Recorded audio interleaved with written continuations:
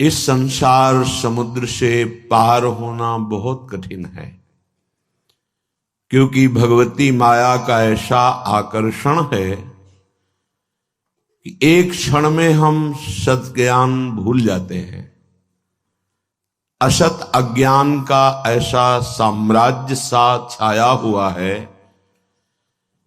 सत संकल्प करते हैं कि आज के बाद हम ऐसा नहीं करेंगे, पर विवश होकर के फिर माया हमसे वैसा ही करा देती है जो नहीं करना चाहिए।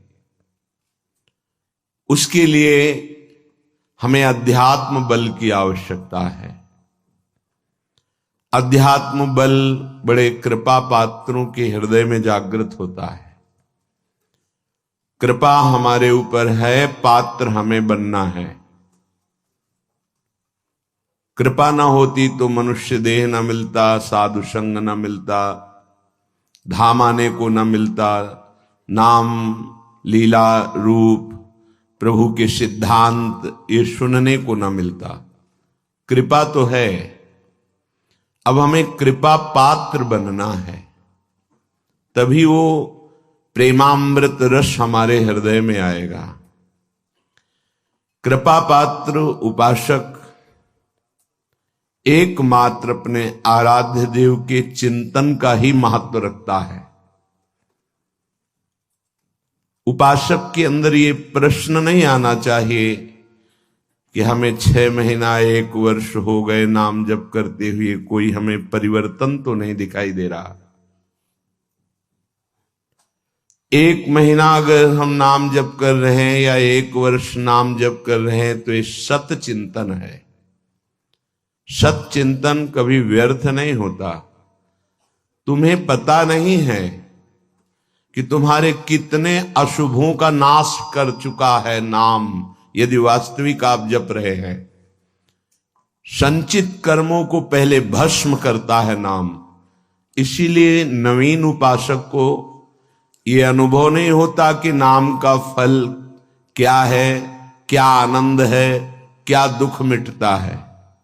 इसलिए प्रार्थना है आप अपने अज्ञान के कारण कहीं नाम जपना ना छोड़ दे कि जब से नाम शुरू किया हमें कोई लाभ नहीं दिखाई दे रहा, हमें नौकरी नहीं मिल रही, हमारा काम नहीं बन रहा, हमारे दुख नहीं मिट रहे और दुख बढ़ रहे हैं। ऐसा आपको माया अनुभव कराएगी। पर आपको दृढ़ विश्वास रखना है सदगुरुदेव के वचनों में, शास्त्र वचनों में, संत वाणी में। इसी विश्वास के सहारे हम अध्यात्म बल से युक्त हो जाते हैं।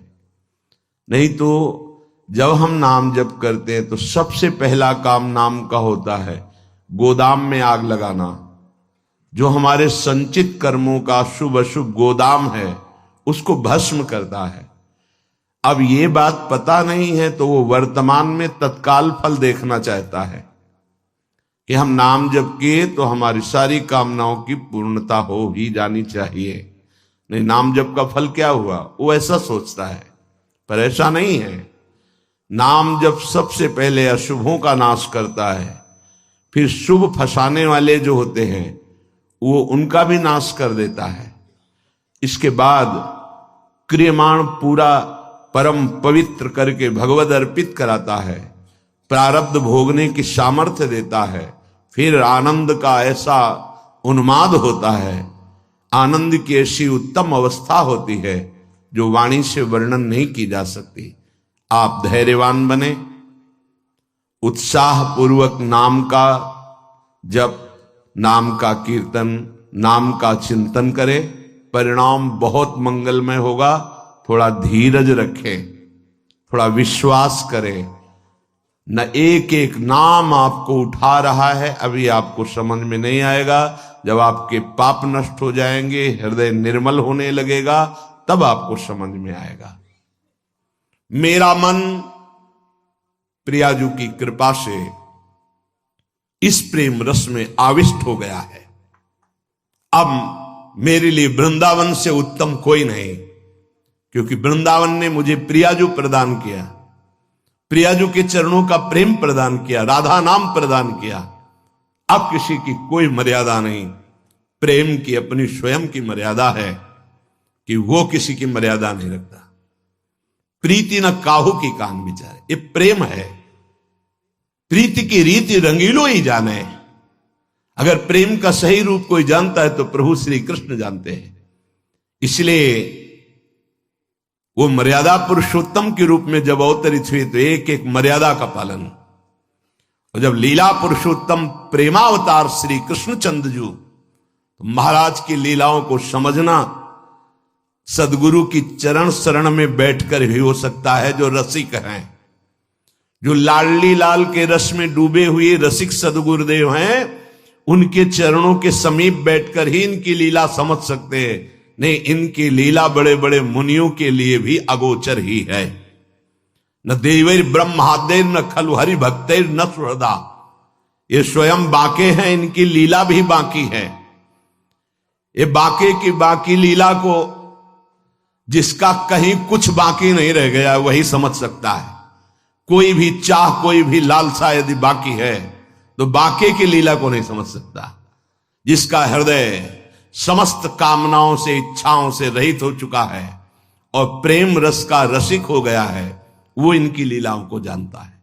श्रीपाद कह रहे, ये मैंने इसलिए कहा कि मेरा मन श्यामा श्याम के प्रेम में अब प्रवेश कर गया है और ये प्रेम पंचम पुरुषार्थ है। तो उपासक को बड़ी कृपा है यदि वृंदावन धाम आने को मिले, आश्रय मिले, वास करने को मिले, उसमें विशिष्ट कृपा के सत्संग मिल जाए।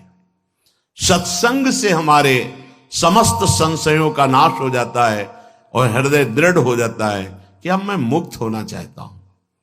जीवन मुक्त महापुरुष ही प्रेम में प्रवेश होता है, ध्यान रखना।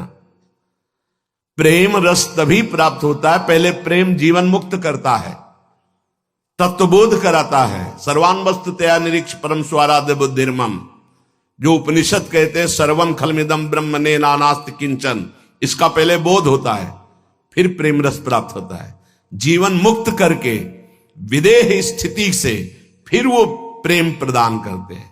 जैसे पांचों भूले देह शुद्धि, ये विदेह स्थिति है।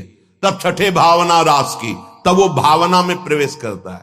इतनी ऊंचाई हम अपने साधन बल से नहीं प्राप्त कर पाते, ये गुरु कृपा बल से। तभी कहा है रे मन रसकन संग बिन रंच न उपजे। एक साधारण बिना साधन जानने वाले को भी प्रिया जो मिल गए।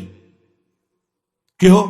क्योंकि सीधे रसिक कृपा और आसक्ति मेरी लाडली मेरी प्रिया जो, वो दुनिया के शास्त्रों का परिचय नहीं जानता, सिद्धांतों का परिचय नहीं जानता, बस उसके हृदय में एक बात बैठ गई, मेरी प्रियाजू, मेरी स्वामिनी, मेरी प्राण प्रिय सखी लाडली जू, बात बन गई। ये जन्म बंधन से, कर्म बंधन से मुक्त होना बहुत कठिन विषय, बहुत कठिन। जब शास्त्रों का स्वाध्याय करो तब पता चलता है। तभी कहते हैं भगवत प्राप्ति अत्यंत कठिन, पर वो गलत शब्द है। भगवत प्राप्ति अत्यंत सरल। संसार का राग, शरीर का राग छोड़ पाना बड़ा कठिन। इसीलिए परिणाम को वो कठिन बोल देते हैं। परिणाम को कठिन बोलने से घाटा हो जाएगा, हम डर जाएंगे कि हम भगवत प्राप्ति नहीं कर पाएंगे। हमें उत्साह रखना है कि भगवत प्राप्ति बहुत सरल है। कठिन है शरीर संसार का राग छोड़ना, और इसकी जिम्मेवारी है गुरुदेव की। बस आप उनके कथनानुसार चले तो शरीर और संसार के राग का नाश हो जाएगा। परमार्थ का स्वरूप कल के सत्संग में वर्णन किया गया कि उपासक चाहे वो गृहस्थ हो या विरक्त, यदि इस मार्ग में उन्नति प्राप्त करना चाहता है तो किसी के स्वभाव या कर्म की ना तो प्रशंसा करे और ना निंदा करे। क्यों? जब वो गलत कर रहा है तो निंदा क्यों ना करें? तुम क्रिया को देख रहे हो लेकिन पावर को नहीं देख रहे। पावर गोविंद है उसमें, सामर्थ्य गोविंद है उसमें। उपासक उपास्य देव को देखता है, क्रियाओं को नहीं देखता। बोले नहीं, बहुत गंदा आदमी, उससे हम भगवान कैसे मान सकते हैं? तो गंदा उसकी क्रिया को लेकर के है, लेकिन परम कारण तत्व जो बैठा है वो निर्विकार, चेतन, अमल, सहज सुख राशि, उसको क्यों नहीं देखा?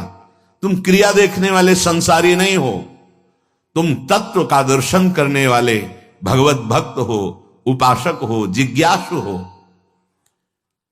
जैसे है हम छाया को देखकर, कल ध्यान कीजिए सत्संग का, छाया को देखकर भ्रम हो जाता है कोई है क्या, ठूंठ को देखकर भ्रम हो जाता है भूत है क्या, रस्सी या टायर को देखकर हमें भ्रम हो जाता है ये सर्प है क्या, पर वहां कुछ नहीं होता। वो ठूंठ है, वो रस्सी है, वो आपकी छाया है। ठीक ऐसे ही पूरे संसार में आपके सिवा कुछ नहीं है, सच्ची माने।